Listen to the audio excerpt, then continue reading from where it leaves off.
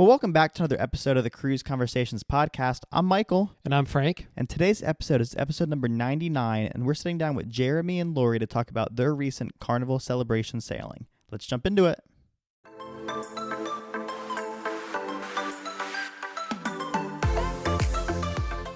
Well, as we mentioned at the top, today we have Jeremy and we have Lory, his girlfriend, on the podcast. They just got off the 7-night cruise on Carnival celebration. First of all, welcome to the podcast, Lory.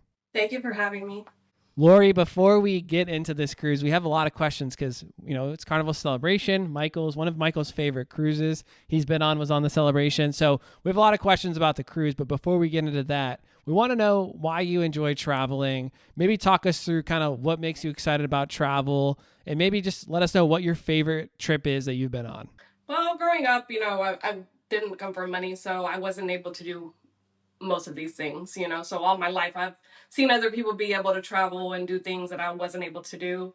So now I am able to do so, and it's opened up a whole new world for me. And meeting him, he's loves traveling, loves cruising. So he got me kind of addicted already. And so here I am. I'm 3 in now, on my way to my 4th. Favorite trip you've been on, you think? What would you say? I don't think I've taken my favorite one yet. I'm looking forward to Alaska here in 2 weeks. So there you go. I'm about to say, I know we're super excited to talk about that when y'all get back, because we're also doing Alaska in June. And we were saying before we got on that we're just counting down the days right now until we get on in June. So yeah, we're 17 away. It's on my cruise countdown thing on my phone. Like every day I slide, like, yeah, one day closer. Definitely a bucket list for me. So well, it's worth mentioning. Make sure you follow them on social media. You can follow them at the Cruising Bears. Honestly, Jeremy, you've been on the podcast probably the most at this point, and you're full of knowledge. He has a ton of great pictures out there from his trips, and he's always counting down to the next cruise. So we appreciate it, and it's always fun. You add a different perspective, and based on the numbers, I'll just go ahead and tell you, people really do enjoy listening to your podcasts. I tell you, I love being on the show. Every time I'm here, I have a blast doing it. I love talking cruising. I love, I just love all of it. I love it. I'm very happy you guys let me come on here and ramble on a lot. Jeremy, you were texting us earlier this week about a really cool deal that you have on Celebrity over this Thanksgiving. Tell us a little bit about that. So we opened up a group a long time ago for Thanksgiving this year, 2025. Leaves November 23rd, a 6-night on the Celebrity Silhouette. We locked in the pricing really early, so now it's a great advantage right now. We have V2 veranda pricing. Right now it's $12.90.91 per person, so that's $25.81 for a balcony room. The website price right now is $33.40.32, so it's $758 cheaper than you can book yourself on the website. So you can contact me, Jeremy at thecruisingbears.com, or Lory at thecruisingbears.com, and we can get there. You can contact you guys. They know how to get a hold of you. You can book it, so we can book you on this cruise. I think we have 14 rooms left, so we should be good. Dude, that's awesome. I love the deals that we have with the celebrity groups because they do include the drink package like you mentioned, the basic drinks, the classic drinks, and then the basic Wi-Fi, which is nice. It pretty much gives you everything that you really need, the basic rum and Coke type things, and then if you ever want to buy a more expensive drink while you're on the ship, you can always pay for that, or you can pay for the upgrade to the premium or the deluxe drink package as well. But no, Jeremy, we've talked about this in the past. We are also looking, the 4 of us, at next year at doing a fall group cruise for all of you guys that are listening at home, whether you're in your car, on your way to work right now, or you're just listening at home. We'd love to do a group cruise. So let us know. We're thinking that we want to do World America, probably World America or something maybe newer on Princess. We've tossed around the Sun or the Star Princess. So if that's you, if you guys are listening, you're like, hey, I want to hang out with these people. I want to go on a cruise. We want to talk cruising, whatever. Let us know. Maybe just drop us like a text. You can text us at 704-313-8556. Shoot us an email, cruiseconversations@gmail.com. And then if we get like 5 people, we'll do this thing. So you'll hear more about it. If we don't get 5 people, we won't say anything about this ever again. But anyways, all of that to say, if we get enough people, live podcast on board. Yeah. Hey. You can be on the podcast. That's what we'll do. We'll like rent or we'll get a space. We'll go to like that cool coffee shop. We'll shut it down. we will actually bring the podcast to you. You can come on the microphone, which is kind of a scary thought that random people have access to this. But then we'll do some questions. So if that's you, if you're like, hey, I'm interested, we don't have any dates yet. Probably next fall. I think we said, right? Next fall. Yeah, next fall, probably right there. So yeah, let us know. All right, we have a lot of things to talk about. We don't have that much time now. So who are you guys traveling with on the Carnival Celebration cruise? And it started with just us, and then we kind of rolled into, we all had casino deals. So my son had a casino deal, so him and his fiance ended up going, and then my parents went with us, and then my daughter, she met somebody, and we got to get her to go on. So it was all of us. It was my parents, my kids, their significant others, me and Lory. So we all got on together. It was a nice big 8-party crew. Now, like many of the cruises that you've come on to talk to the podcast about, you're from Texas. Most of your sailings have been out of Texas. Your last cruise was out of LA.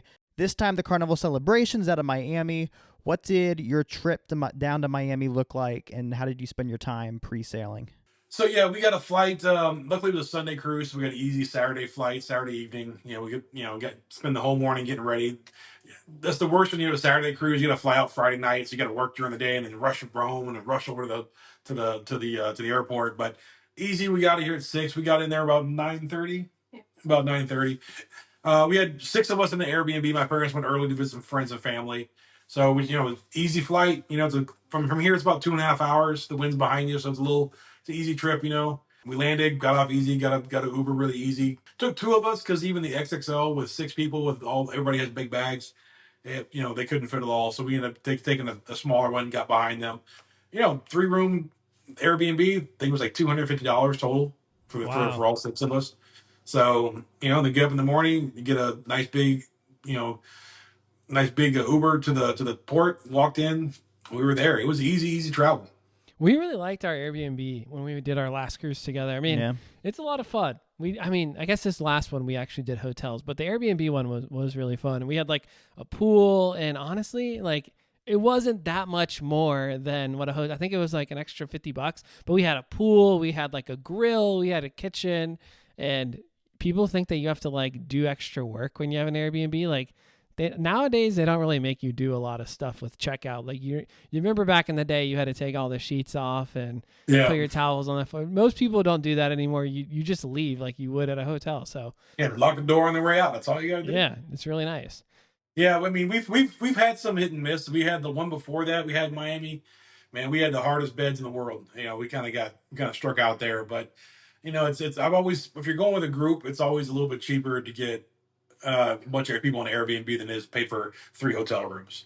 All right, so now let's talk about the process of getting on board the Carnival Celebration. How was that embarkation process compared to what you guys have seen in the past? Well, considering I was just in Los Angeles, and I told you it was kind of a chore. It was probably since I started cruising one of the hardest get-ons to a ship, and we had to show our your cruise pass stuff was. They made you go through it multiple times. Yeah, you have to show. I mean, how many times do you have to show your cruise pass or whatever it is? What do they call it? The boarding pass.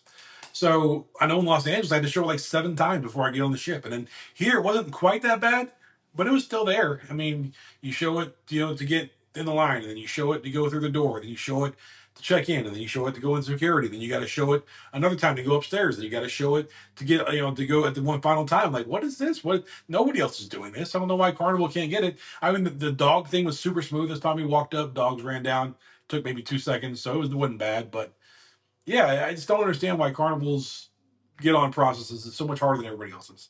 Yeah, it's interesting. We've talked about the dog thing last time, so we don't need to rehash it. But I think they're like one of the only cruise lines that's doing the dog thing. I've not seen that. I don't know if MSC's doing it, or let us know if you're listening. Let us know if MSC's doing it, but I've not heard they're doing it. I don't think anybody else is doing it, but the problems that Carnival's had in the past with some people partaking in things they shouldn't or aren't allowed. So All right, well, so you got through security. Now, obviously, this is Carnival's second newest ship, and I know, Jeremy, you did a travel agent tour of the Jubilee sometime, last year, but even you had said, like, it's much different than actually being on the ship, sailing on the ship. So it being now your first time walking back on the ship, and Lory, you're new to Carnival. This was your first Carnival sailing. What were both of y'all's first impressions and the first things you did when you got on board the Carnival Celebration? I also toured the Jubilee with him and I loved it. So I was looking forward to getting on this one. But yeah, definitely a different feel being on it versus touring it. But it was a very nice ship. For me personally, I have different views than he has on a bunch of things. So we see things differently. And, there was some hits and misses for me, same with Royal. I could say there's hit and misses there on some of the things too. But overall, it was a good ship. Yeah, I mean, you walk on. It's again, being my last ship was the Frenzy, the Italian ship. I mean, it's I mean, it was just gorgeous. It was really pretty and it was really unique. And this was, I mean, not unfamiliar since we have been on the Jubilee. The names are different. The place spaces kind of look the same, a little bit different decor. But I think it's an awesome ship. It's modern. It's big. It kind of kept that. Carnival's kind of got a flow about them and the way they do their things on their ships and how they do their spaces, and it kind of kept true to that. It's just on a grander scale, which I enjoyed. I liked it a lot. And then what were some of the first things you did when you got on board the ship? Well, you get on a cruise ship, mustard. You got to do mustard. I mean, that's what you got to do now. And then you immediately run to go find some food That's because right. you all starved yourself because you got a free lunch coming. So Do you remember what your first meal was when you got on board the Celebration? We had the dining, the buffet. yeah, we went to the buffet. I can't remember what we had. It That's wasn't okay. great. No, It wasn't great. Was it memorable? Yeah, we were just hungry. yeah, yes. Guys was packed, so we didn't want to go mess with that at the moment. So we kind of did that, just kind of waiting for the rooms to open up. That's a great segue. So at some point, you guys ventured over to your room. What room type did you end up booking on this cruise, and what did you think of the room overall? Well, the last time I had a balcony room on the Lido deck. This time I had an inside room on the Lido deck. I'm liking the Lido deck. I like the Lido deck rooms. I really like it. That's two in a row. I'm a fan. I do. We couldn't hear anything from outside there. We were very close to it. Very surprised about that. Yeah, we were very close and didn't hear anything. So that was great. But yeah, we had an inside room, just steps inside. I mean, we were maybe a 30-second walk from Blue Iguana, which was great. That sounds amazing because I know that's one of my favorite breakfast spots on the That ship. was his too. Okay, so yeah, being able to just quickly pop out there and even just either bring it back to the room, I'm guessing, or Which is what we did. Yes, Yeah. yes, sir. all right. So you dropped your bags off at your room. It was time for sail away. What did you guys end up doing for sail away? So we went out and checked the party out for a few minutes. Between then, we had walked around the ship a little bit, saw some cool things. Our room, they really weren't ready until 2 o'clock, and they really pushed it. So we had looked around the ship already a little bit. So we went back to the room, cooled off because it was a warm day. We kind of rested a little bit. You're carrying your backpack all day, so you're worn out. We went out, checked out the sail away party a little bit. Got a little bit of video of that. Got the vibe. I don't really normally do the sail away party, but it's cool. I mean, it's such a crazy atmosphere. It's out on the legal deck. It's wild. But I live on the wild side, so I push him to do these things. exactly. But she's like me, and we saw. I had seen a Mo mummy machine in the casino, and I wanted to make sure no one got us. We rushed down to the casino 20 minutes early to make sure I could play our machine to start with, and we got our gambling started. Nice. I want to ask more about the casino, but we'll get to more about the ship. Let's first go through. You had some really, really cool stops. So your first stop on the Carnival Celebration was Grand Turk. What did you guys have planned for this day? We didn't have anything planned. We were going to get off the ship, go to the beach right there. Because, I mean, if you haven't been to Grand Turk yet, it is a Carnival port. It is made there's a beach right there, and it is gorgeous. Absolutely gorgeous beach. It is crystal clear water. It was a little chilly, and it wasn't quite warm enough, but it was still warm enough to get in the water once you got hot. A little, you catching your breath trying to get in the water a little bit, but, once you got in, you were fine for a while. So that's all we did. We found out kind of the wrong way so right when you get off the ship there's the beach. You go down the gangway, literally there's a beach right on the left hand side there. It's a smallish cruise port. There's really nothing outside the cruise port. There's not like a town there. It's just a small island. So we did a little bit of shopping, then we were gonna go to the beach, and some guy's like, hey, I can get you 2 chairs for $40. I was like, okay. And we proceeded a 10-minute walk down the beach where the guy I'll fall for it. yeah, the guy was hustling. Like he had to keep putting his hand up, let us know where we're also, going through the He's sand. miles ahead, and we're like, "Are we there yet?" Yeah. In the end, though, it turns out the first beach is pretty rocky. There's a lot of rocks in there. It's not quite as clear yet as beautiful. We got way out there, about a 10-minute walk down the beach, and it was maybe 10 minutes exaggerated, maybe 5, 6 minutes, but it was gorgeous. I mean, I mean, you can go down to, 15 feet deep water and it looks like it's perfectly It's clear. crystal You clear. can see Wow. everything at the bottom. And we just sat there, enjoyed the water for a while, talked to some people around us about cruising. Just, I mean, it was one of our bucket list things was to see water that clear. You don't really, we're in Texas. Galveston's ugly. It's brown water. And even when you go to the Western Caribbean stops, there's a lot of seaweed in the water, a lot of seagrass, so you don't really get quite as clear. And then this was it. This was what you see on commercials. This is what you see on postcards. That was this water here. This is the day that you sent us the video of the sea turtle, right? It All right, was. Michael, put the video of the sea turtle. This thing, I was looking at this while I was at work, and I was like, man, I want to be on a cruise right now. It's a video of your Yes. son off the balcony, seeing the sea turtle come up, and it's just glorious, honestly. And then he takes a little dive under the water and goes away. It was. I mean, it's things like that. You get to see when you're cruising. All right, so your second stop now is Amber Cove in Puerto Plata. How do you end up spending your day here in Amber Cove? We wanted to go down and see Umbrella Street, shop around, see the downtown area. Last time I went, I've been to Tyne Bay twice, right? And the first time was on the seascape. We just kind of got into the port, went swimming. It was a warm day. Never even left the port. The second time I was on Virgin a few weeks later, and it rained, and we didn't really go anywhere, So we were excited. Like, we're going downtown. We're going to see Umbrella Street. It's a cool spot. We're gonna go see what's down there. A lot So of photo ops. a lot of photo ops. I'll say the first thing that kind of, I mean, so the cruise port, very nice. It's big. It's awesome. It's a great cruise port. Just the cruise port itself. You get off. There's a big, shopping area on the left hand side. Some really cool views. It's great. You go right. You go to the right, and there's the water park and stuff like that. So it's really nice. It's Amber Cove because they have a lot of amber mines there, and there's big frozen amber pieces. It's unique. It's different. We liked it. The problem came when we go to try to get a taxi. There's a taxi there, and they didn't really have a taxi service. They have buses, and they had these guys who are selling tours. And we didn't really want to do a full tour. We just wanted to go to Umbrella Street, shop around downtown, maybe go to a beach afterwards, or maybe just come right back. And they were like, "No, it's a tour. We're like, we don't want to do the tour." And I said, "How much just for for 4 of us to go 15 minutes downtown? $75." I was like, "Well, it was $80 for the tour." So we signed up for the tour and we told them, "Hey, listen, we just want to go down there." But I was really disappointed. I mean, you can get 6 people to Sancho's for $25, and now they're going to try and charge $75 for 4 people to go down 15 minutes down the road. So not ideal, not my favorite thing. They didn't really have, and that's all they had for taxis. They didn't have anybody else there. It was kind of like the only game going. So Well, you do get your money's worth with the tour. They stop everywhere. You can pick and choose. We did a museum with the Amber. He took us to different shops that we suggested. Chocolate Factory too. Chocolate Factory. We went to Umbrella Street. He showed us some things around the town, and then we were kind of like, "We're done. Take us back." I wanted to pick up some. I have some friends who smoke cigars, so we found some Dominican rolled cigars. Make sure I bought some for them. Bought some rum. It was hot. It was warm. My daughter's pregnant, so she started getting really warm. So we're like, yeah, let's go and head back. And one thing to note about this port, like you said, it is a real nice port area. And the first time my family went here, I think was on the Mardi Gras.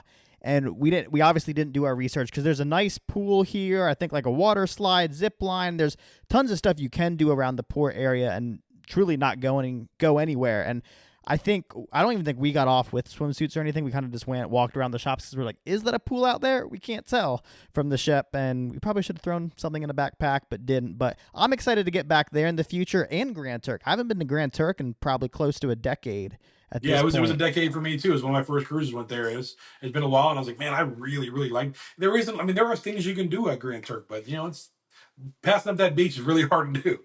I will say that when you go to Amber Cove, I mean, it's a carnival, another carnival port. Only Carnival, Princess, and their ships go there. So if you're going to go there on anybody else, you're going to go to Tyne Bay, which in itself is also a great port. It's newer. You can't really see the the water park and the pool when you get off. It's really actually kind of hidden. You get off and you have to go follow the things that you can't even see. There's just a sign, but it's tucked way back there. You don't see anything. It's almost like you walk into a forest to try and get there. It's great. My son went to an all inclusive they had there. I think he booked it through Carnival. It was like $100 per person. They took him to the beach. He said it was gorgeous. He said the water was great. It was a really sunny day. It was comfortable. Drinks were good. So there is that. I don't remember the name of the place. I wish I did. But him and his fiance did that, and they had a blast. They had a great day. They got sunburned pretty bad, but they had a great day. Sounds like you guys really made the most of your time in Amber Cove. And those are good tips, again, for people that are planning to go. You can do what Michael did and kind of stay around the port, or you can, maybe venture off and try to get a tour / taxi, whatever is the best bang for your buck. But now let's talk a little bit about your last stop. Your last stop was Nassau, Bahamas. How did you end up spending your time in Nassau? Well, as we're pulling in, we come to find that the night before they had a huge fire, but also we were already aware that they had a very high crime rate. So we were not planning on going to our original destination outside of the port. So we decided we were just going to get off, go shop, and then get back on. We did that. However, it's more of a party type shop atmosphere. That's a lively cruise port. I'll tell you that. There's a lot of drinks. Drink, and there are some shops, but they weren't really what I would consider your normal shops that you find at ports. So she's not a fan of the 180 proof. What was it? Moonshine. The moonshine. They had little samples, and you happen to take the 190 proof one, and my throat was burning the whole way back. What's funny is the lady before her took a little shot of it. They have a tiny shot. I mean, it's a little tiny shot. And the lady took it. She's like, oh. And then she took it, and literally the same exact reaction, like, oh, God dang. Yeah, it was horrible. And the leader to say she did not let me buy any moonshine while we were there. So, oh my gosh, no, it is. It's a nice new port. I think they're trying to add like that venue at the end where they can do kind of concerts and stuff. But it's brand new, but it definitely is a different vibe than what you would see at like St. Thomas or some of the ports that you guys went to, where they definitely are trying to get you to drink, get you to buy some of their cheap little knickknacks that you don't really care about. Like you have to kind of go beyond the gates to see like the diamond stores and some of those even nicer shops. They're not really right there. The crime rate's so high right now, you don't even want to chance that. So there was even when you pull in, there was a message sent out to everybody's app about the crime rate and don't do this and don't do that. Stay in groups. And we had been hearing about it on cruise news and other things about the U.S. raising the level there. So we were gonna go. A couple blocks away is the staircase. It's a beautiful area, but that's literally the area where all the crime is. We're like, well, we're not going to risk it. They're Nassau. How many times are you going to go there in the next 5 years? You're probably going to go a couple times. We did the Queen staircase. It was pretty cool. You've done the Queen staircase. I've never done it. Oh, yeah. Yeah, I've done the Queen staircase, and it's cool. I mean, it's like you said, it's beautiful. Apparently, the Queen walked down the staircase, and I think that's the story that happened. They made a big deal about it one day, but it is pretty. I recently have just been staying on the ship in Nassau because I've been on really beautiful ships, and I'm like, this to me, that's what's worth. I'm paying all this money for that, so that's my philosophy with Nassau. I get it. No, I think that's about half the people's philosophy in Nassau is stay on the ship. Yeah, it goes there. I mean, the people who sail out of Florida, I mean, they've probably been there as many times as I've been to Cozumel. So yeah, exactly. No, and the days we don't go to port, we call them pull days because everybody's not on there and it's not packed, so that's your best time to go. Exactly right. Yeah, that's true, and that kind of transitions us perfectly into sea days now. So y'all had 3 full sea days on the sailing. What did your typical sea day look like on the Carnival celebration? I know there's a lot to do around the ship, so how did you spend your time during your sea days? I mean, you can probably guess what I did a lot of my time, and that was in the casino. They have a really huge, really awesome casino. It's huge. We enjoyed it. 2 sides. Yeah, it was awesome. But we tried to do as much as we could. We had we did Deal or No Deal. That was really awesome. We tried to do some shows. Didn't always work out the way we wanted to. We slept in a lot. We spent a lot of late nights in the casino and in the club. So we didn't really get to. I woke up later than I normally do. We're waking up 10, 11 o'clock, trying to get going, not get down there until noon. So, you were the partiers of this cruise, apparently. Yeah, we had a good time, but we did some especially lunches. We tried to do as much as we possibly could, but we spent a lot of time in the casino as well. Let's talk about the casino program a little bit. I know that you guys have done, the You've done Virgin casino program a bit, and which their casino is pretty small. You've been on Royal, and you've gambled on Harmony and Mariner. Now Carnival. How do you feel like Carnival's casino program kind of stacks against the others? It's so if you look at it, everybody's casino program is pretty much cut and dried, except for Carnival and maybe Princess the same way. They don't really have a attainable, reachable. You get this points, you do this. You get this points, you do this. It's kind of a mystery. They put a little question mark next to it when then people try and break it down. I know. I think it's called average daily potential is what they call it. They average how much time you spend in the casino, the games you're playing, is what they kind of do. So it's if you spend 3 to 4 hours a day in the casino playing high volatile games, even if you're not spending a ton of money, getting a ton of points, they still have an average daily potential. They weigh against all that. So they take your points and they take the ADP and they put all that together, and that's how they kind of run their program. So it's not quite the same as everybody else's, but it's based whole solely on points, which I kind of like. You can get good casino deals by not doing that. They're easy to book. They give you a lot of them. Their website's easy to use with that. So we liked it. It's kind of why we played a lot in the casino. We were trying to get. It's been a while since I've been on there and gambled a lot. It's back-to-back cruises. She had never been. We're trying to see what she could get. So and she did quite well. And so she had some really good luck in there. So we had a great time in the casino. Now, being Carnival's largest class of ship, what did you guys think about the crowds on board, whether around the buffets, around the Lido deck? They were actually dispersed very well, in my opinion, for being such a large amount of people. I felt like no particular area was overrun or, you couldn't necessarily get seen. However, for shows and stuff, you definitely wanted to show up super early. They filled up very fast. So we tried to go to a show one day and found that 30 minutes was not early enough. 45 minutes was not early enough. So the next time we went an hour ahead. But unfortunately, that one got canceled due to rough seas. So, but the buffet was never packed. The other areas, they had so much to eat that it was never packed. I mean, you did have a wait, obviously, but nothing was ever overrun or packed or you couldn't get through. So it was decently handled, I think. Yeah, I mean, the one thing I always say that Royal's the best at is really dispersing crowds on their 6,000, 7,000 passenger ships, right? They really know how to get everybody doing different things. There's big, wide ships. There's tons to do. I was worried, honestly, with that many people on that ship. I mean, I saw more crowds on the Seascape than I did this one. They're about the same size. Maybe this is a little smaller with the same amount of people. So I was worried. But I think they did a really good job of getting people around. They have a really huge Serenity deck, so it thins out the pool a little bit. The adults all go there. A lot of places to lay out. It's a small pool, but they have 2 hot tubs, a pool, and a ton of places to sit. The Serenity deck. So even the venues, though, I didn't feel were overly packed. I felt like on our other cruises, like there was times we couldn't even get in.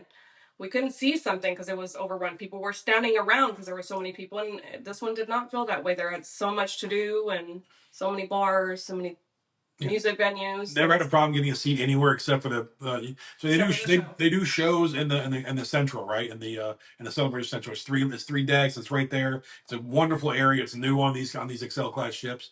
There was a show we wanted to go to. We went up there 45 minutes early and we could not find a good seat. There were some seats available in the back, but it was a circus show and there's an overhang and you can't see half the stuff that's going on. So we're like, we're not gonna sit in the back and miss half the show. We'll come tomorrow early. We did. We went there as the first show was ending. We asked somebody, what's the best way to get in? They opened the sides first. Okay, first in line on the side. We got the exact seats they wanted. Seats were a little rough. It's a circus show. There are people hanging from the ceiling, and they said, "No, we can't do it." Oh, we were so bummed. Like, oh, we're gonna do some some song and dance thing, which we weren't really up for. We're like, "Oh, back to the casino." All right, back to the casino. And that was one difference going. So I did Mardi Gras first and then Celebration, and kind of just the whole process of moving the people out and kind of having you kind of wait on the sides to move in. Now also my Mardi Gras sailing was kind of during the restart, so obviously less crowds anyways, but I feel like that's something they're still kind of trying to work on, is kind of just that crowd control into that area. Because like you said, it's 3 stories. People are coming from all different directions. Yeah, it can get hectic in that little area right there for sure. But again, everywhere else though, I mean, The bars were never too packed. I never went to a bar where I could have stand behind somebody. Every time I went to a bar to get a drink, we had the drink package, so we got drinks so often. Every time we went, there was easy to get a drink. I never waited. One time I waited for a while, but that's only because one of the bartenders had to go do something and left one guy by himself. But the only big lines we saw that weren't overwhelming were at the pizza and the Deco Deli. So Miami Slice and Deco Deli had some longer lines for certain reasons, I'm sure. How was Guy's Burgers? Was there a line usually there? When we went there was literally no line. There was one guy in front of us. It gets longer, but it's such a big section, and they do a good job of moving people in and out of this one. It was their first Guy's Burger. Yeah, it was amazing. Yeah, it's so good. So It's good. it's great. It's a great spot, man. I had two, so I mean two in one sitting.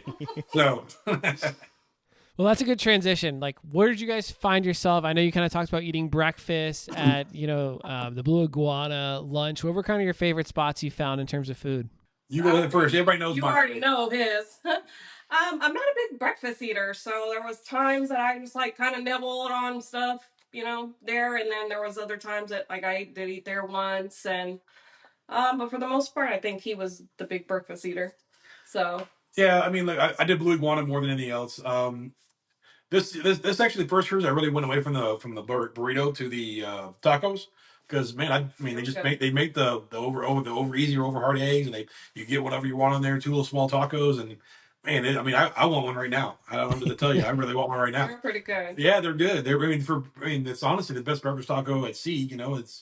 They're really good. The lunch was great there too. Yeah. We wanted to try street eats more. They don't really customize. Everything's kind of mixed together. So if there's one ingredient there you don't like, you're kind of out. You're more on the picky side. There wasn't a lot that you could do there. But they had a lot. Every day they have one thing they're doing. That's what they do. And they change it for the next day. So it's just another. That's what the ship really does well, right? The buffet at the Lido deck is lacking. I'll just say it. I mean, it's small. Well, not small. It's smaller than you think it would be for a ship that size. I mean, the area is actually pretty large. There's a lot of seating, but what they have as far as what they put the buffet, it was not good. Yeah, if you stack it up very against limited. Yeah, if you stack it up against the Windjammer, like even on the Mariner, I mean, it's the Mariner Windjammer is bigger and better than that. But that's not where they're trying to excel with their food, right? Right. They have Guys, they have Blue Iguana, they have Street Eats, they have Shaq's Big Chicken, they have Guys Pig and Anchor, they have Deco Deli, they have Miami Slice, they have Bonze, they have Chibang, which is free one time. Cucina del Capitano, which is free one time. So, and they have specialty dining. There's a lot of other places to eat that were all better than the buffet. So we ate the buffet late. We ate the first day, and they were open with some snacks really late when we were up late, and we ate there a couple times, just hot dogs and pizza stuff. But we didn't ever eat there again, man. We never went back. We went Pig and Anchor for lunch and for dinner. It was really good. I mean, I love Pig and Anchor. That's one of the things about the Vista class, right? It was only open on sea days for like 2 hours. And now it's open every day, and lunch and dinner. And I love it. They have all kinds of, they have steak, and we have steak. They have chicken. They have, pulled pork, brisket, and sausage. Yeah, you can get ribs if you need to. Wings, you can specialty order. Yeah, there's wings up the streets. There's so much to eat there. Deco Deli. Like I said, Deco Deli and Miami Slice had a line a lot. I think because of the buffet being lackluster. Well, but with the pizza, they're also making it handmade and in the ovens, so it takes a little time. Yeah. I mean, but the lines move fast. Yeah. I mean, the Deco Deli moved a little slow, and then, like I said, you have your first meal at Chibang and your first meal at Cucina del Capitano are both free, and we took advantage of that. We did both of them. Yeah, I was about to say that's really the only main difference since I've sailed is when I was sailing, I think you go as many times, but now I think it's one time free, and then after that is like $5 to go back, $10 to go back, I think. What did you think? Which one did you prefer? The menu was a little more adventurous than I like, but we found enough that we actually loved it. I mean, honestly, it was my favorite dinner. We were both very, very picky, and we were iffy about it, but we enjoyed it. Yeah, it was my favorite dinner the whole time. I mean, Chibang was kind of hit or miss with some people got at lunch. I enjoyed it. I got the steak and noodles, and I thought it was good. Other people thought it was okay, but I thought it was a different place. And we also did Bonze teppanyaki for lunch on the last day, which was really, really good. Teppanyaki on a cruise is just like, to me, it's some of the best. Because, like, I don't ever eat it at home. I'm never at, like, hey, babe, you want to go eat teppanyaki? Like, to me now, it's become a cruise thing for me. And now I really look forward to doing it on cruises because It really is so good. Yeah, she had never done teppanyaki before. She actually was the first time on a cruise. So Oh wow. it's That's awesome. my mom loves teppanyaki, so we wanted to make sure we did it while she was on the ship. Carnival does a good job with it. So yeah, we enjoyed it. It was good. It was fun. It was fun. Yeah, they did a really good Very job. entertaining. And we liked it. I would do that again, obviously. And if you can book it for lunch, and it's a little cheaper than it is for dinner. All the dinners were booked up already. We tried to book it the very first day, and we waited too long. Plus was a big party. We had 8 of us trying to get in, so we actually ended up getting in for, like I said, a lunch like at 1 o'clock on the last day. So it worked out great for us. I'm interested to see. I know Carnival's announced with the next 2 XL class ships that Shebang's being replaced. So I'm interested to see what type of cuisine they bring in there next. Yeah, that'd be really interesting to see. I will say also this, that the dining room was exceeded expectations. A lot of dining room food the last few cruises have been kind of just okay, a little bit better than the buffet. I thought the dining room food in this one was actually really good. I had heard that before about XL class ships, that their dining room food was really good compared. It kind of felt like cruising was like 15 years ago. Maybe not that good, but it was really good. All right. Well, I know y'all mentioned you had the drink package on this sailing. Let's kind of talk about that. And then did you guys add on anything else, whether it be time in the spa, Wi-Fi packages, and how were your experiences with these add-ons? We got the Wi-Fi. We did not do the spa on this one. The spas aren't really big on this one, and we didn't have a spa room, so we didn't really do that. Wi-Fi was a little lacking, in my opinion. Yeah, we had trouble uploading some stuff, even though we had the top package on there. Yeah, You a know, little disappointing. yeah. Then it did some things really fine, and other things not. So I don't know. It wasn't great. It wasn't horrible. It just was just there. Not really worth the price. Just what you pay for it is not. Yeah. Yeah. Seems like you guys did get the money's worth on the drink package. We were saying last For week sure. Carnival did raise a little bit their prices on the drink package. Now it's like 82. So they used to be what, like 70? Was it 75 or? Yeah, I think it was. Yeah, so they raised it $7 a day. But did you guys feel like you really did make the most of that? For sure, we got our money's worth.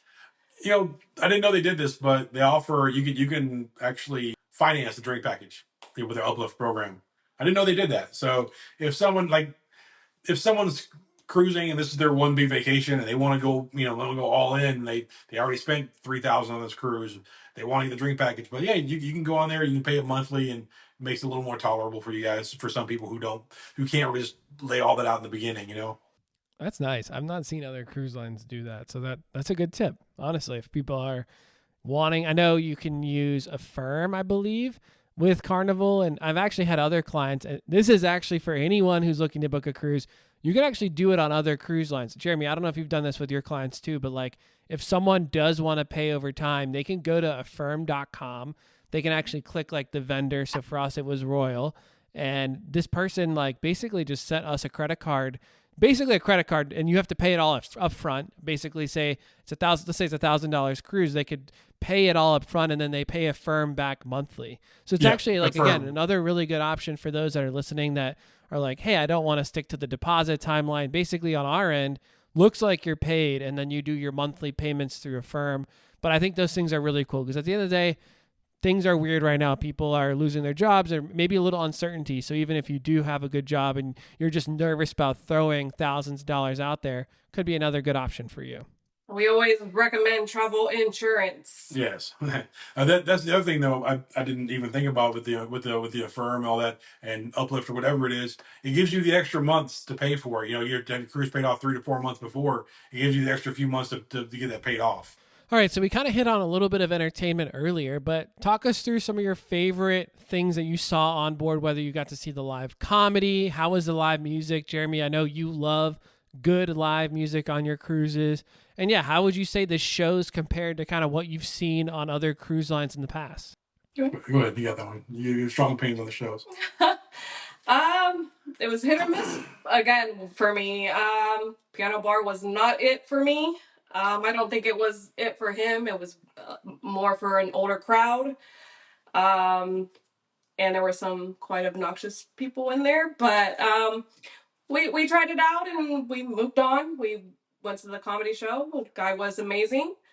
We actually went to the Limelight Lounge, which is like their club area, which was actually pretty decent. That was awesome. We enjoyed it. It was going. It was a good spot. They played a lot of variety of different hits of music, and it was a good time. Yeah. Is it like a dark type Yeah. club? Yes, Okay, got it. I was just curious. I didn't know. I'm not vast familiar. Yeah. It actually has a little bar on the side. You walk in, it has all kinds of seating, and the DJ's in the front, little dance area, and they have the lights going, and music is pumping, and people are dancing their life away.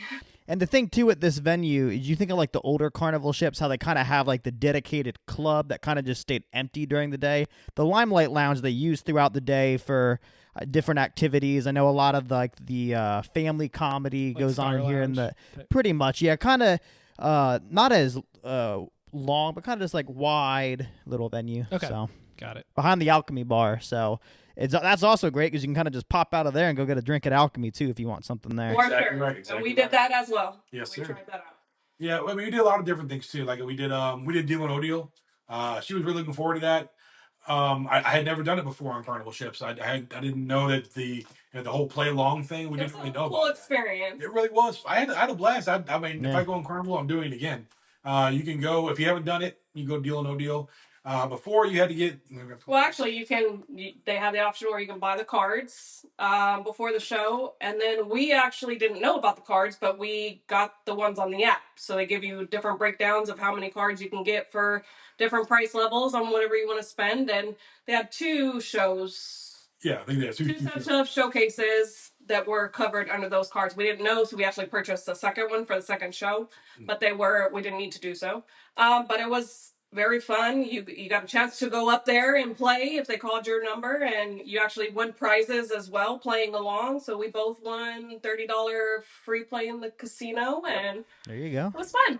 Yeah, so I mean, what happens is like when they open a briefcase, you open their same number, and if your matches theirs, when they open that dollar amount, you get a match, and if you get the 3 matches, you get $30 a casino. You get 4 matches, you get $100. They had one that was for a free cruise. Yeah, if you get like 12 matches, you can get a free cruise. Wow. And you can buy like 50 cards if you want to on the app. You scan the QR code, takes you to a place, you charge your room, and you give it to them, and you just hit the buttons, it'll open everything, and it'll keep track of what you have. And then they just add the free play to your casino account. They add the onboard credit to your account. It was fun. It was easy. We did find out after the casino free play that we won, we did have to go to the guest services in the casino to get it applied. But They said that they normally just apply it, but if you're actively playing, they probably tried it. And considering that we played a lot, we were always active. They probably get a pronunciation, had to go get them to apply because we played too much. But yeah. And like you said, the piano bar, I've been to many piano bars on Carnival. They're normally a really fun nighttime atmosphere, really high level. A lot of people sing along. The guy was great. He was a great musician. He could really sing. He could really play the piano. He played a lot of a seriously older crowd in there. It was older jam. yeah, there were a lot of 60s and 70s hits on there. And just like a much older crowd. I mean, I'm not young, and they were all older than me, so they all knew them by heart. A couple of drunker old guys were really into it, having their own show while he's doing his show. So we honestly, yeah, we kind of dipped out of that one after like 4 songs. Luckily, we actually were. I mean, the comedy club had just went in, so he walked right in without sitting in line. Got some good seats right in the middle. Saw a guy that was really funny, did some great crowd work. I mean, he was probably the best comedian I've seen at sea. He was really funny as well. We did this Motown 70s dance party thing. We didn't dance, but we sat there and watched it. It was before. I think it was before Deal or No Deal. We got there early and did that. It was great. They had some people on the stage. They had some people dancing. It was really interactive. The cruise director was great. It was a really cool atmosphere. DJ played some music and everybody's singing and dancing. Yeah, a lot of good songs. Motown in the 70s. It was really fun. Who was y'all's cruise director on the sailing? She's got it right here, and all she saved all the fun times. Marty. Okay, I don't know that. Yeah, he was good. He's from England. He actually was really fun. Everything I saw him do, he had a great atmosphere about him. I liked him. He was a good cruise director. All right, so this class of ship for Carnival was, their first class that really used like the zone concept around the ship to kind of break things up. How easy did you find it to navigate between some of the different venues on the ship? Do you have any problems with it? I don't think I good. It was I mean, obviously the first day or two you're trying to get your bearings, you're going after forward, is it on this level or this level? But once you go around the ship, if you're not staying in one or two spots and you're really walking around a lot, it flows pretty good. There wasn't anything where, oh, you had to go up a level, go over here, and go down a level to get there. There really wasn't a lot of that. The only thing I could say was the main dining areas. They were a little confusing because there was two separate ones. Yeah, there's two separate dining areas. And they're one over here. Little trouble the first day finding it, but again, once you find it, you're good. Yeah. Easy to get to. I had zero problem with the flow. I thought it flowed very well actually. And like I said, if you've sailed on Carnival before, you kind of know how they do certain things, the way they how their ships flow, and it was a lot of the same thing. It was good. Did you find yourself spending more time in a specific zone overall? Besides the casino, Jeremy, I don't think that's an official zone on the ship. Is the casino zone? I mean, is their best zone on the ship, according to me. Actually, something I don't know. We actually ate 20 Biscayne. We were there a lot. Okay. I don't know if that's what we call the zone or not. What zone that is? I didn't really pay attention to the zone names. I mean, I liked everything. Like the Gold Jubilee is a really, really cool bar. They have the spaces on the ship are really nice. I really liked how they did the bars. I really liked how they the decor on it. I mean, the bar at the Celebration Central on 7 was, really pretty with the way that the background they had on it. So I mean, I was really impressed with the Havana bar is pretty. Obviously, the Havana bar is always awesome. Yeah, it was. I mean, I don't remember all the names of the zones and where we spent time at. We kind of spent time kind of everywhere. So we did Alchemy, we did A20 Biscayne. We didn't really go to Golden Jubilee much, but there were some Buffalo machines that overlooked Golden Jubilee, and that's why I saw that. So saw it from the distance. It was right. I literally looked out the distance. It was right there. Like I looked down, looking down. You've seen it. That's all that matters. And that's where we met for assistant get off there. So we were good. All right, so now let's talk about service. Obviously, the crew can definitely make or break your experience on board a cruise. How did you feel like the crew was on board the Carnival Celebration compared to what you've experienced on other cruise ships recently? The casino crew was awesome. I'll tell you that. All right, we'll have another episode just where you talk about the casino. We spent a lot of time. I actually spent more time in the casino this time. We had some big wins in there, so we had to spend more time in there than we normally did. But yeah, they were actually really nice. And as usual, right? I mean, how many times have you been on a cruise ship where all the service was bad? But there's always one or two that ruin it. My son and his fiance went to go do the boat ride, and I mean, probably the rudest worker I've ever had heard of it on the ship. She walked up in her sandals, and they told the guy, "You need closed-toe shoes." They were really rude about it, so they go back to the room. She comes back, and I guess they weren't the right kind of toe, and the guy laughed at them and was really rude. He started like overly, pointing out how they were wrong, and it was a horrible experience. My son was angry. They would guest services. No, we'll talk to him, and that was about it. My son was left pretty angry about that. So, for the most part, after other than the guy in the boat, everybody was actually really nice, really friendly. We went to some of the shops, looked at some perfume and cologne and stuff like that. We also went and did our we don't normally get our pictures taken, but we saw this thing where they do really close up of your irises, and we thought it was really cool. So we went and got our picture taken. This is what they look like.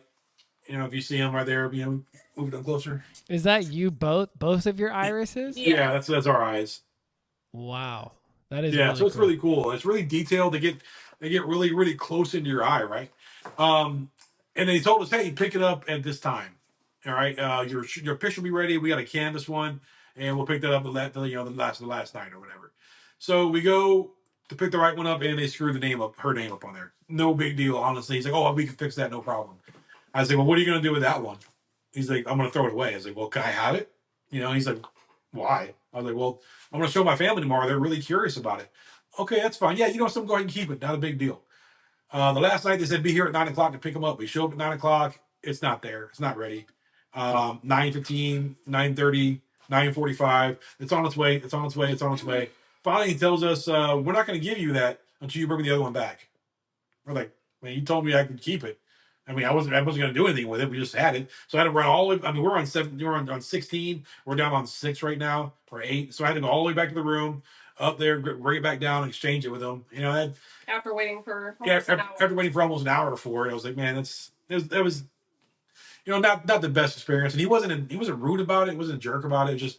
man, you told me I could keep it. If you said no, I wouldn't have cared. You Yeah. know, I actually offered initially. I said I'll bring it back to you afterward. I just want to show my family at lunch tomorrow. You know. I don't know if you don't mind. He's like, yeah, just keep it, no problem. I offered to bring it back. He told me don't bring it back, and then he wants it back. So, and that was in the last night. It was kind of hectic. Everybody's trying to get their pictures. Yeah, they wait until like 9 o'clock at night, and they're only open until like what 10. 10:30, he said. 10:30. So everybody's getting their So pictures. everybody's trying to get their pictures at this one short period of time at the end of the night when everybody's trying to do their shows, and at this day it was our last day trying to get ready to get off the ship, so it was Yeah, very hectic. yeah, it was. We had to pack it. You know, it came in a tube, the canvas thing, so we couldn't even pack until we got that taken care of. So it was a little his attitude about it and the way he made me exchange it for something else when he told me to keep it. I mean, not saying I'm trying to get any free from the guy, but I mean, he just made it even more difficult. It just other than those two little issues, and I wouldn't say he was a jerk about it. I just say just it was weird to kind of put a damper on the evening for that night. Other than that, we everybody else was great. All the workers were great. Everybody's super friendly. The comedians were friendly when we met them out. You know, just all the workers were nice. So just those little there's always a hiccup too, right? I've never had perfect service on a cruise. I never had horrible service on a cruise, but it's not perfect. Well, your 7 days in the Carnival Celebration Casino has come to an end, Jeremy. How was the disembarkation process for y'all back in Miami?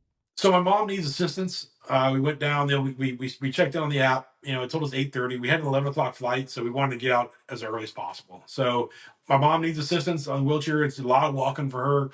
She can get around the ship, but that kind of hustling, carrying bags is a little bit too much for her. So they told us, hey, be at the Golden Jubilee at 7:30 in the morning. You're fine. We got there at 6 just to make sure we're first in line. They were really accommodating. Yeah, go right through there. They made sure we had everything we needed. Told us where to sit. The first group came. They got us up, got us out. Got her in a wheelchair, and that was it. We're off the ship. We got to the airport 3 hours early. It was great. We got the ship at 7:30. We're at the airport by 8:15. It was super easy. That's a nice thing. I feel like the Miami port, it could be, and I read something this week too, where if you get off early enough, you'll have no problems. And I'm usually that guy. Michael will tell you, I like to get off as early as possible. Like, I don't really care about breakfast. I just want to get to the airport, just get through. Usually my flights, I try to book the earliest flight that day, like 10:30, 11. And in Miami, you're only like 25 minutes away from the airport. So it's so quick. Maybe that's an overestimation, but you get through really quick. And as long as your ship gets cleared, you won't have a problem in the port of Miami, at least from my experience. So It was funny. We were on the last night, and we're eating some pizza outside, and us and everybody else, we're sitting off the coast of Florida. We got there like at 6, and every cruise ship, cruise ships all around us. Everybody's just waiting off the coast, waiting to pull into the port as soon as they let us in. So I guess I was up at 5:30. We were already docking at 5:30. So it was we got cleared early, got off early.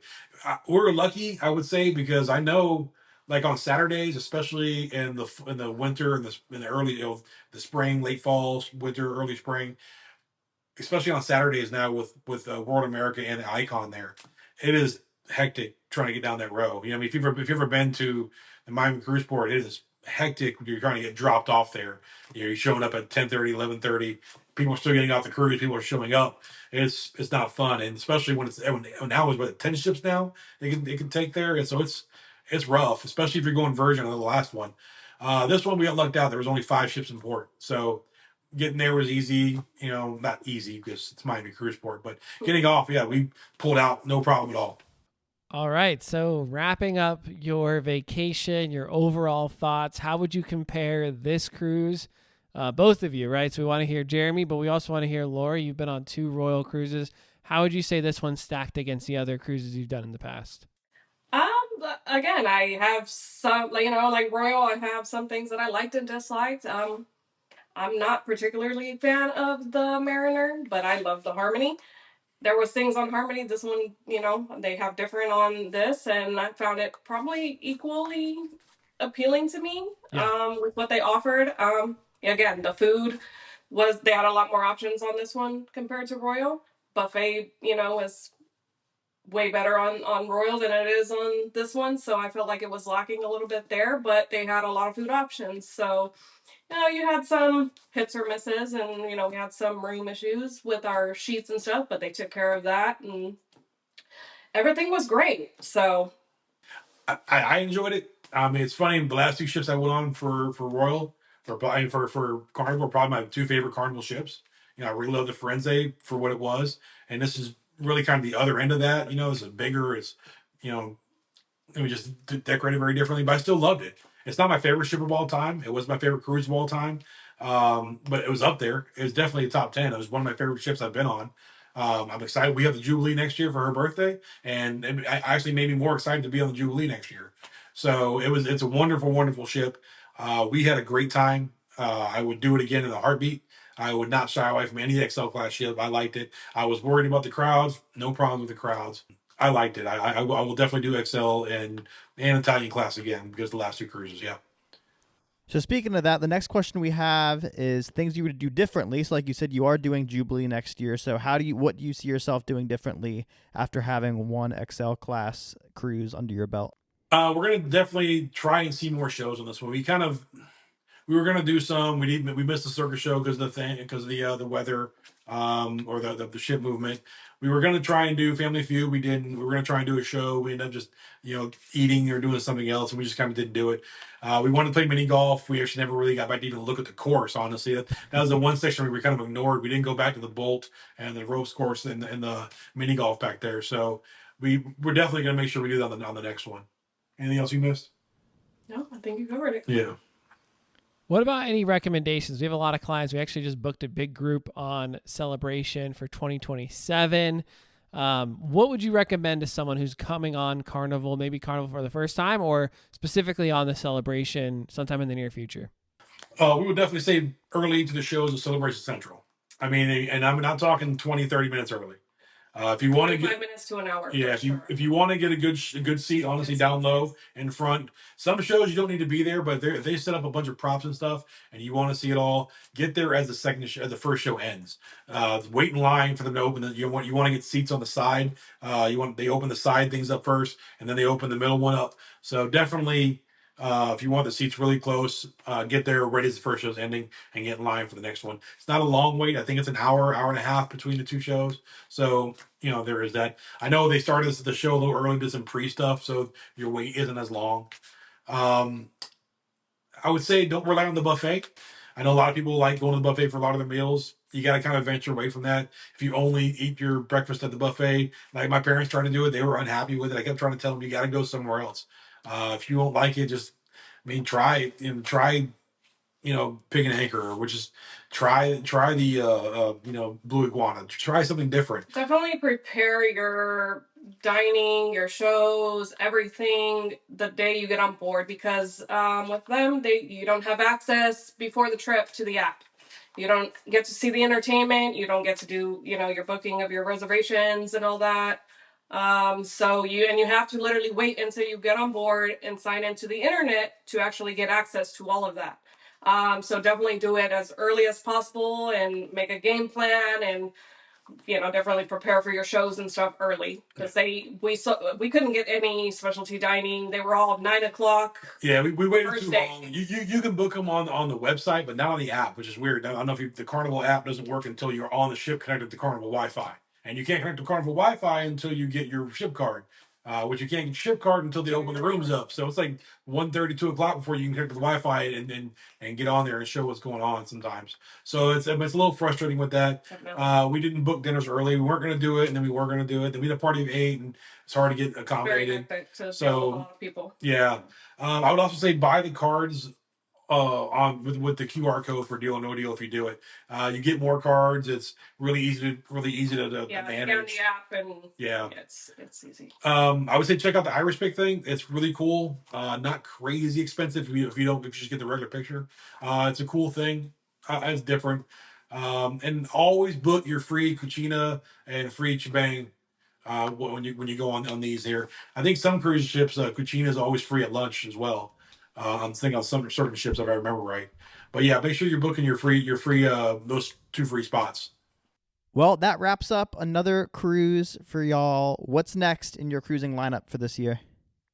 Alaska in 2 weeks. Will you come back on and talk to us? For sure. Yeah, we have a balcony room for this one. Yeah, we're excited. We have the excursion to see the whales. We're going on the train in the mountains, Yeah. and we're going on a bear excursion. Yeah, hopefully you see some bears. Hopefully. Yeah, but yeah, like I said, it's a princess one. My last one was a princess one, so it'll be her first princess, first time with the medallion. So it'll be a different experience for her from the other two. First balcony. Yeah, we have it's be our first balcony room. We have Princess Plus, obviously. This is a casino deal, so it was a really good rate for us. So we're excited about it. It's going to be bittersweet at the end because we have a long break until our next cruise after that. It's going to be painful.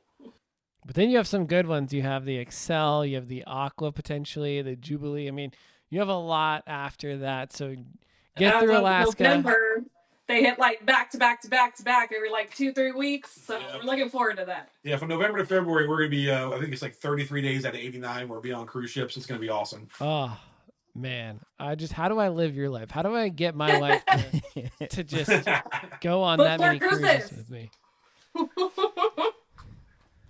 Well, guys, again, thank you so much for coming on, obviously taking time out of your day. I think people that are listening to this will find it super helpful, especially if they're planning a Carnival cruise or considering a Carnival cruise in their future. And as always, we really look forward to having you back on the podcast to hear about some of these upcoming ones. I know I'm excited about the inaugural Excel one, specifically the Aqua, of course. But Jeremy and Lory, thank you so much. Again, make sure you follow them. Check them out on Instagram, social media at The Cruising Bears. I'm at The Cruising Bears. She has a separate one called ABH Destinations as well. You can check that out. We kind of share the same stuff. Well, follow us both on there to make sure you're seeing everything we're doing. We're going to post more cruise deals that we have. Don't forget about the Thanksgiving cruise. Contact Michael or Frank, contact us, and we'll get you taken care of.